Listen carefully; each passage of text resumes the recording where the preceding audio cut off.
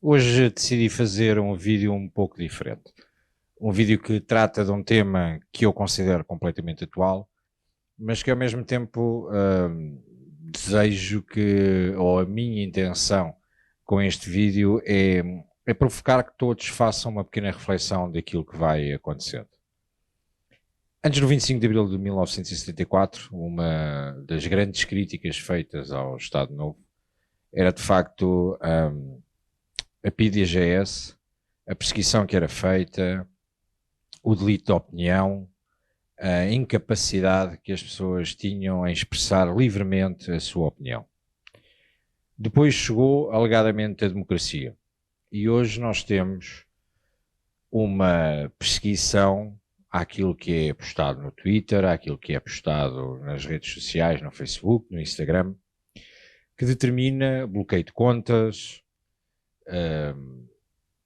uma alavanca de perseguição e de descontextualização. Lembremos que André Ventura, por exemplo, foi, numa primeira instância, condenado por ter preferido politicamente determinadas palavras acerca de determinada família após uma visita do presidente Marcelo Rebelo de Sousa a um bairro. Mas temos dois pesos e duas medidas. Temos dois pesos que continuamos a assistir gente a dizer que é a bosta da bófia, gente a dizer que a morte do homem branco poderia mudar a forma como a sociedade se organiza,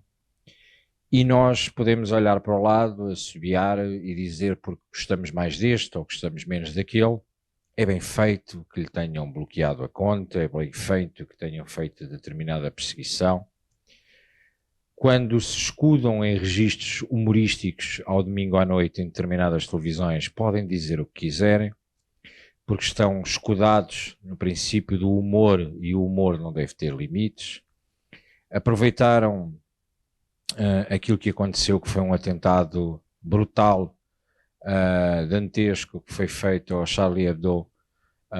para alavancar a lógica de que o humor não pode ser controlado e que todos podemos dizer o que quisermos. Na Assembleia da República, eu próprio já sofri uma pateada, que é, para quem não sabe, todas as bancadas a baterem na mesa, porque a determinada altura disse que sentia vergonha de umas declarações da deputada da Iniciativa Liberal, fui acusado de ser misógino. Hoje, por exemplo, na Assembleia da República, Miguel Costa Matos ofendeu na mesma medida, por acaso, a mesma deputada da Iniciativa Liberal, e já não foi alvo de uma pateada, nem da contestação que eu tinha sido no último mandato. E nós assistimos depois a dois pesos e duas medidas por parte da Justiça. Nós assistimos a crimes hediondos que são praticados e que ficam em prisão domiciliária, onde ficam com penas suspensas. E eu não estou a tomar partido de ninguém. Estou apenas a tentar refletir o caminho que estamos a levar com esta perseguição daquilo que consideram que é o correto e que é o incorreto dizermos, daquilo que classificam e quem é que classifica o discurso de ódio. Se calhar corro o risco deste vídeo ser bloqueado precisamente por estar a levantar esta questão, mas acho que é importante que a sociedade comece a refletir sobre estes pontos e sobre a forma como nos estamos a organizar e que sociedade é que queremos para o futuro. E de facto que não, aquilo que são os abusos e aquilo que é o extremismo e aquilo que é o inaceitável e aquilo que é o tolerável, e quem é que decide e em que peso e em que medida é que decide este tipo de opinião. Nós somos muito alvos, nós, bancada do Chega, somos muito alvos de críticas. Já todos ouvimos aquelas questões dos comentadores e mesmo de outros políticos dizer que nós temos uma postura completamente arrogante, que nós temos uma postura, muitas vezes até dizem ordinária, descontextualizada, que alavanca o ódio, que o que queremos é destruir as instituições com a forma que apresentamos os nossos pontos de vista e que são meramente o nosso ponto de vista. E que ao fim e ao cabo acabamos por ser censurados por expressarmos a nossa opinião da forma como expressamos, tantas vezes limitado, e eu conheço dezenas de militantes do Chega que as páginas já foram bloqueadas, que ficam limitadas em publicação em 24, em 48 horas, em 72 horas. André Ventura já foi alvo de inicialmente 10 anos. A página já foi bloqueada para não poder publicar. A página do Chega esteve restrita. E eu queria hoje deixar-vos aqui, não é um poema, é um texto que foi conhecido, alegadamente publicado na época do Holocausto, e que foi publicado por um pastor, terão sido palavras preferidas por um pastor alemão, que ele disse: primeiro eles vieram buscar os socialistas e eu fiquei calado, porque eu não era socialista. Então eles vieram buscar os sindicalistas e eu fiquei calado, porque eu não era sindicalista. Em seguida vieram buscar os judeus e eu fiquei calado, porque eu não era judeu. Foi então que eles vieram buscar-me, porque já não havia mais ninguém para me defender. E eu acho que este texto, que muitas vezes, historicamente, é lido quase como sendo um poema, e que está espalhado por toda a internet, está por todo o lado,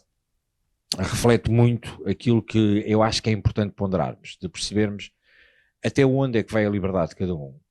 até onde é que, de facto, somos livres para expressar a nossa opinião, e se, de facto, vivemos em liberdade e vivemos numa democracia onde a liberdade de expressão é dos bens mais fundamentais, mesmo que não concordemos com essa liberdade de expressão. Porque o dia que permitirmos que venham buscar uns porque nós nem sequer somos de acordo deles, ou venham buscar os outros porque nós nem sequer somos do tipo deles, ou porque vêm buscar uns e outros porque nós não temos nada a ver com aquilo e é um assunto que nos passa completamente ao lado. E quando nós começarmos a entrar neste registro baseado em egocentrismo, que só nos preocupamos connosco, certamente este texto fará todo o sentido, porque um dia virão buscar-nos e seremos nós o alvo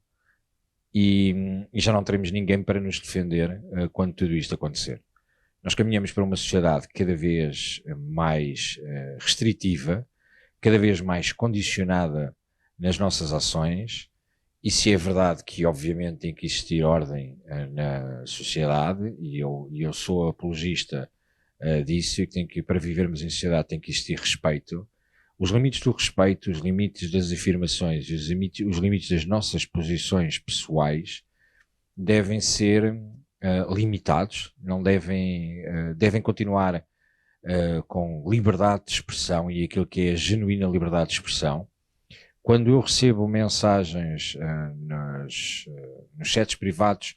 do Facebook com ameaças de morte, em que me chamam fascista e que a minha família deve morrer e etc., devo eu processar imediatamente a pessoa e pedir a sua condenação imediata? Quando escuto jornalistas ou encartados,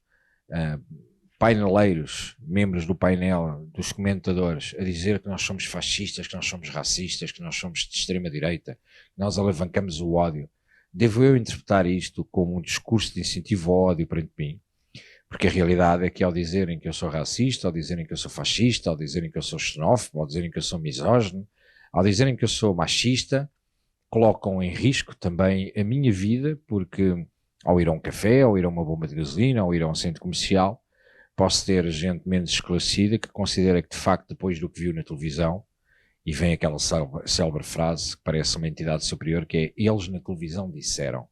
e parte do princípio que depois de eles na televisão disseram, ou eles lá fora fizeram um estudo, nunca sabemos bem quem são eles, e há muita gente que acredita nestas questões. E já tivemos provas enquanto sociedade que isto acontece. E será que não colocam em causa a minha vida também, e que não colocam em causa aquilo que é o meu bem-estar e que eu não corro riscos por fazerem este tipo de difamação diariamente nas televisões? Não quero hoje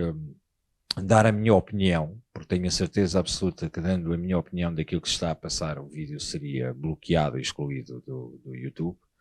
Mas deixava para período de reflexão, para que um desafio, para que todos que considerem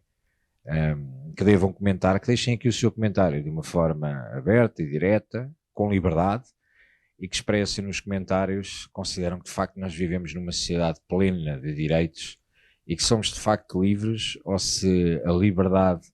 que nos é atribuída está definida pelos limites de liberdade de alguém que nós não sabemos bem quem é, mas que decidiram que era assim e, portanto, nós estaremos sempre com a espada da justiça em cima da cabeça,